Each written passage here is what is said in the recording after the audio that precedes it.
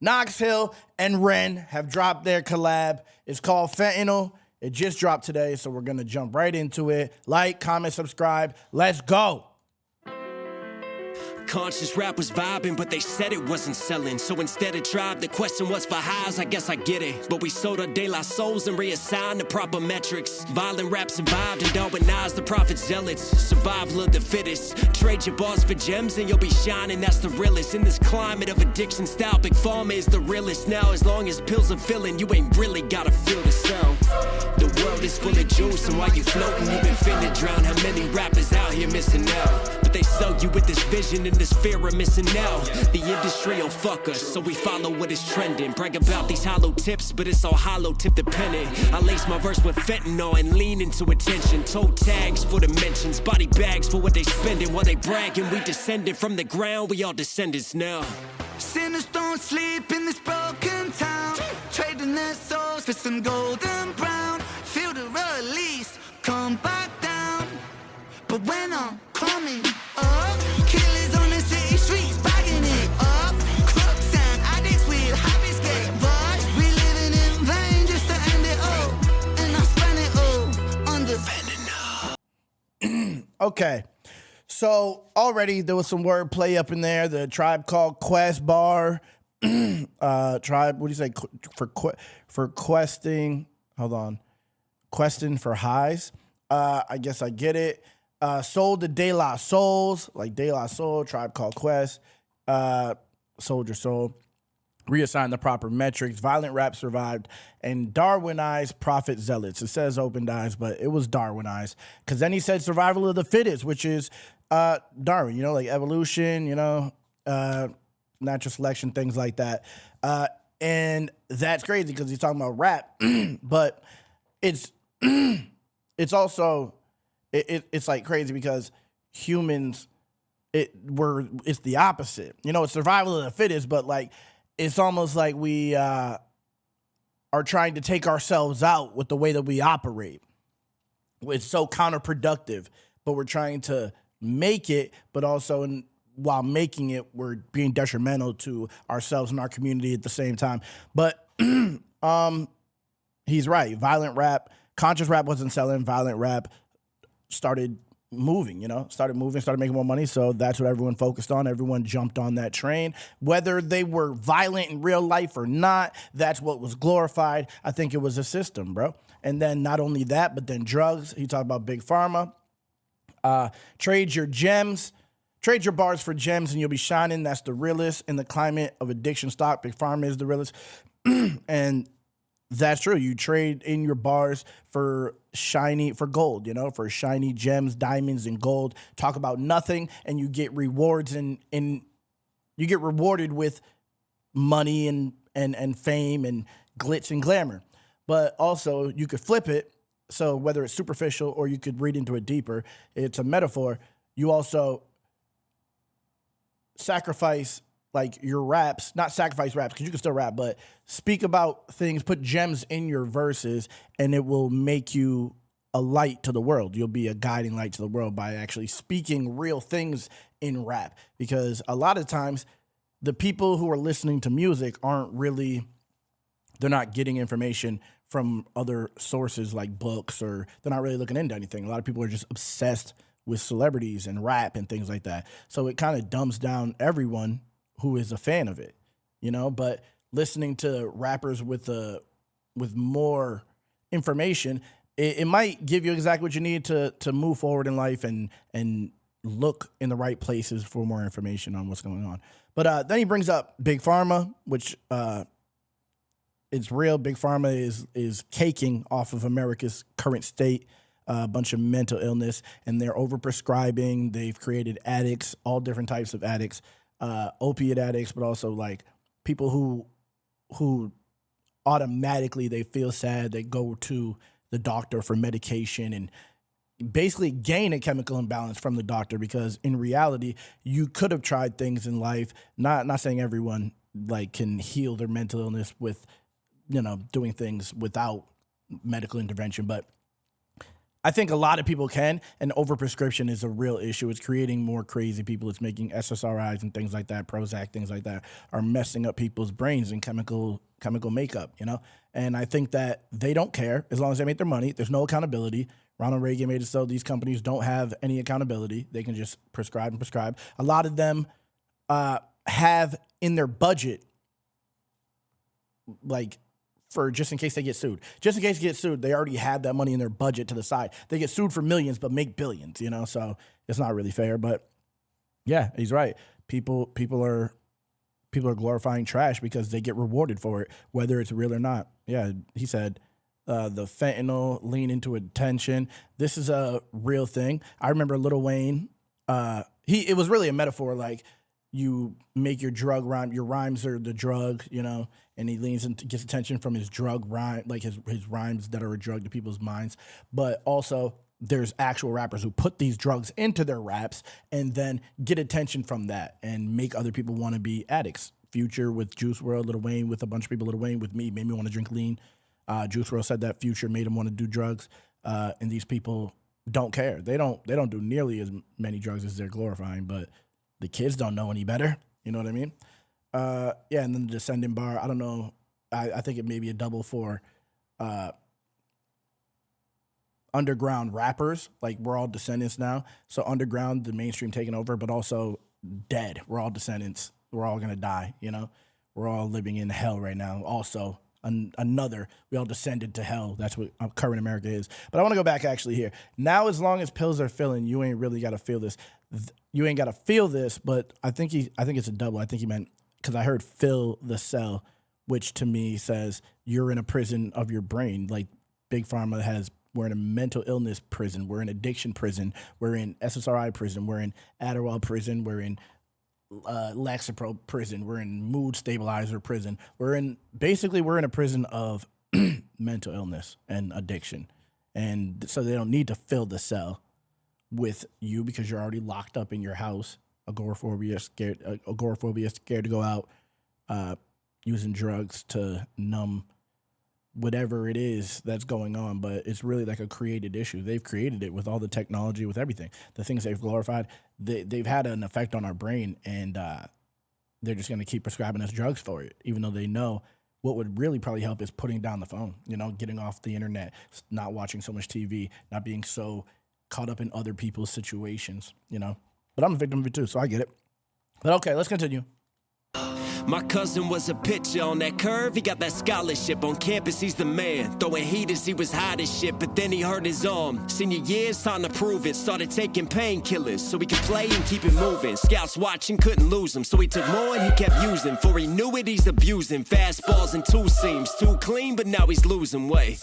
Drug test he failed, so they kicked him off the team. He tried to kick the habit, but he's mad that he had lost his dreams. He's sad, but he got off the lane. But all it takes is one reminder. In his mind, he couldn't help it. He was trying to finally settle. Midnight, he went outside. He was fighting with his devils. One hit, he told himself, it'll help me through this hell. I know I'm sick and I need help, but one hit, man, what the hell? So he lit it, then he took it to the face. But as the story goes, you know that fentanyl is lace. Sinners don't sleep in this broken town, trading their souls for some golden brown. Feel the release, come back down. But when I'm coming up, killers on the city streets, buying it up. Crooks and addicts with happy escape roads. We living in vain just to end it all, and I spend it all on the fentanyl. Okay. So the second verse is about his cousin who overdosed on fentanyl. He was a baseball player, and there was a lot of metaphors in there. But we'll get to the metaphors in a second. But this situation is a real thing. It happens a lot. People get an injury, are given opiates by the doctor, and then become addicts and become addicted, and then they go to other places. When you can't get it, your doctor will only give it to you for so long because it's as long as you're injured, and then they'll stop giving it to you. But you're already addicted by that time, so you have to go find it somewhere. And that happens a lot. People go out in the street. A lot of people, that happened to me. That's how I ended up on Percocets and fentanyl and all that. Was a similar type of situation. Had back pain, and from like an ankle I was favoring. Anyway, it happens a lot. And I don't think it was an accident. I think they purposely overprescribed, and then I think they purposely made it scarce. So then you purposely had to go into the streets and find it, and then keep the drug war spinning and making more money illicitly, but also making money legally because they're locking up people who were actually going to find drugs in the street and drug dealers. And it's a whole cycle that they've created. I believe it's a cycle where they make money on both sides. You know what I mean? And I think that that's on purpose. And then Big Pharma is caking on top of that. These people are all invested in the same things, you know, and rubbing shoulders with each other, from government to DEA, CIA, Big Pharma. They all in unison. I don't know if I'm allowed to say that, but yeah, anyway. But yeah, unfortunately, his cousin, the fentanyl was laced, which is happening more and more and more and more. You know what I mean? But I want to focus on this specific thing he said here. The losing weight thing, he said, now he's losing, and then weight, weight, WAIT, as in kind of an ad lib, but also weight. He's losing weight. That was clever. And then he says he's mad that he lost his dream. So basically, after you lose everything to it, now you're just gonna get deeper into it and into the struggle. And then he said one hit, right? So one hit sounds like it could be a punchline for baseball. It could be a metaphor, hit, base hit, home run, whatever. But then he says one hit man. And I think that, I don't know if I'm reaching. I could be reaching, or he could just be clever. The laced fentanyl took him out, and hitmen take people out. You know what I mean? So one hitman, he lost his cousin to that one hit. A baseball drug hit, also hitman. I don't know. I may be reaching, but if that's what he meant, that's very clever. That's very clever. Yeah, that's very clever. But yeah, that's crazy. R.I.P. I've lost family members to drugs as well. My uncle, he used to do uppers my whole life. He used to do coke and crack my whole entire life, and then fentanyl hit, and he started doing both. Speedballing. He had a heart attack across the street from me, and it's crazy. It's crazy because when they're in your life, you know, messing up, doing all that, you get angry at them, you feel a way about it, and you just don't want the problems. But after they pass away, you're like, I would rather have the problems. You know, this is it's crazy. It's a crazy situation because everyone's struggling when someone's an addict. The family's struggling, the addict is struggling. Friends are struggling. Everyone's struggling at the same time. And it's, we're only human. Sometimes, you know, we don't know how to cope and handle things, and anger, and say things we don't mean, all types of things. There's guilt on both sides. But the people who continue living on are the ones who live with the guilt, unfortunately. It's crazy. But, all right, let's continue. Took my heart, you took my fucking life. Took my pride, you took my mind. Took who I am and turned to vice. Took my fam, I burned the price. And now I stand on murdered time. And all my plans have turned to ice. I burn in fire, build this pyre higher. I'm wired in this dopamine, get higher. Still a broken fiend, supplier of the hopeless dreams. When it's all smoke, the only rope's the one that chokes. Will they remember me? Take all my memories and light them on this fire. Fire for the crooked dealer, he who packaged hate. Fire for that greedy villain, he who had it laced. Fire for my future, that look on my father's face. My mother's still in tears, my cousin, he's too far away. When they told me to get help, and yes, I tried again. But in the end, we're all just veins. And in the end, it came to veins. And in the end, I died in vain. And in the end, I tried to fuck it.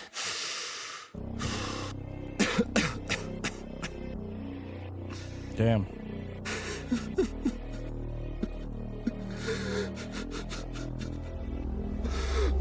Oh, God.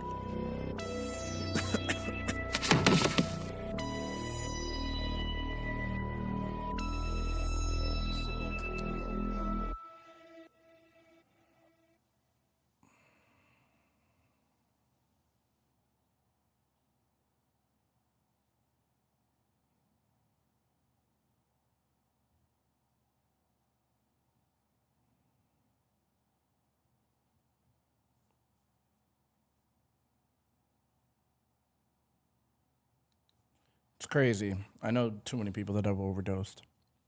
Too many people. I was the one that overdosed. I came back luckily.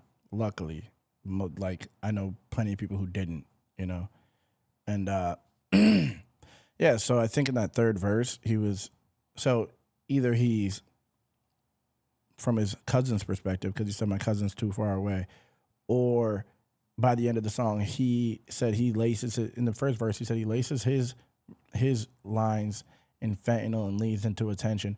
So maybe he's foreshadowing that by the end of the song, his lines have now made him an addict.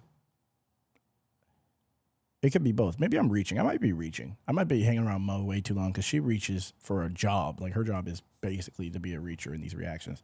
And now I feel like I may be reaching. Maybe he's just speaking from his cousin's point of view, but he could be speaking from his own point of view with the guilt that he lives with, or, you know, because he said his cousin's too far away.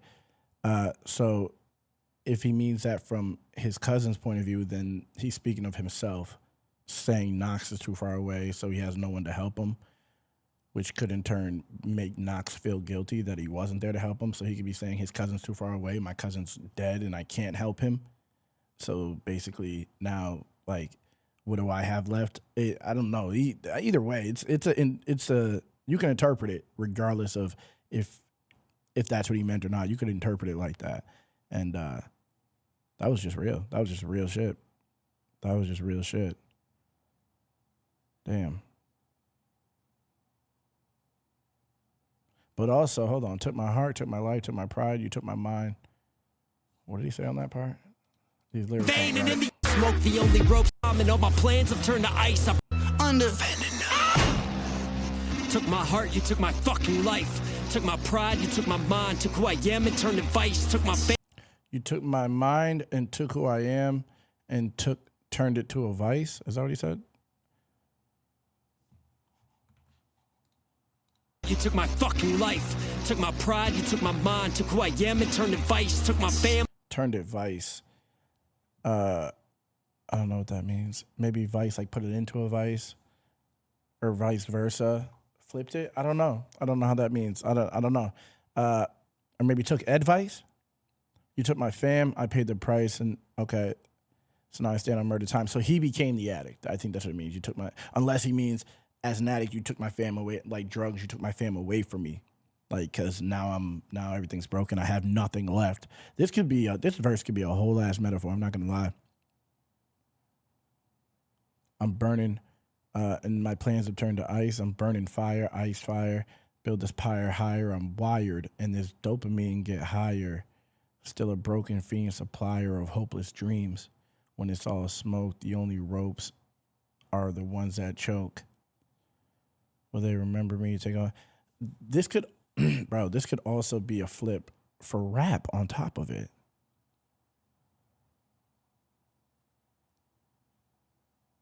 Like an angry artist mad at where the game is went. Like watching hip hop die.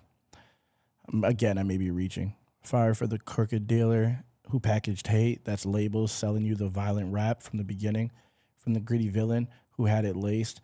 Put lean and so that would be like the dealer again, which could be the artist because he's the one slanging the rhymes, lacing his raps with negative shit. But the crooked dealer is the publishing, the label, who's actually packaging the artists and giving them the platform to do it. Fire for my future, that look on my father's face. I was just talking about future, so that's just like weird.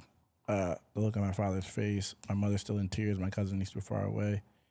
When they told me to get help, and yes, I tried and I tried again, but in the end, we're all just veins.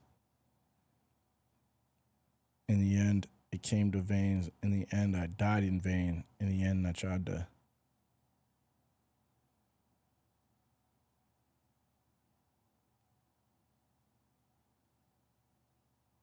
Was he going to say change?